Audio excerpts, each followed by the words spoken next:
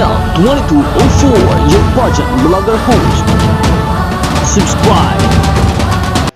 Magandang araw Pilipinas and good day pageant lovers! Isang napakagandang balita para sa ating Miss Universe Philippines na walang iba kundi si Marie Atisa Manalo para sa kanyang laban sa Thailand sa Miss Universe 2025.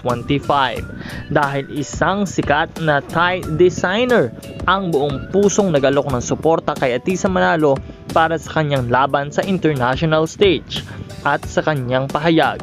Kanyang ibinahagi, "I'm a Thai designer. See you in Thailand.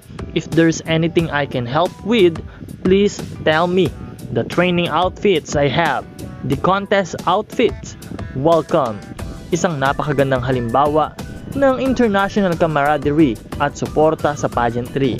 Maraming salamat, Thai Maharani Gowns, para sa suporta na handang ibigay sa aming Miss Universe Philippines na si Maria Atisa Manalo. At narito panoorin natin ang ilan sa kanyang mga disenyo.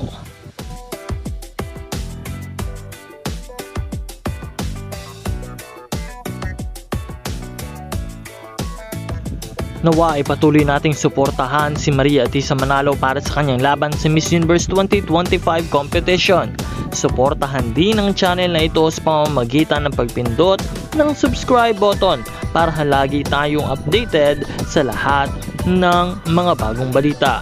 Maraming salamat sa iyong panonood at maraming salamat sa iyong pag-subscribe.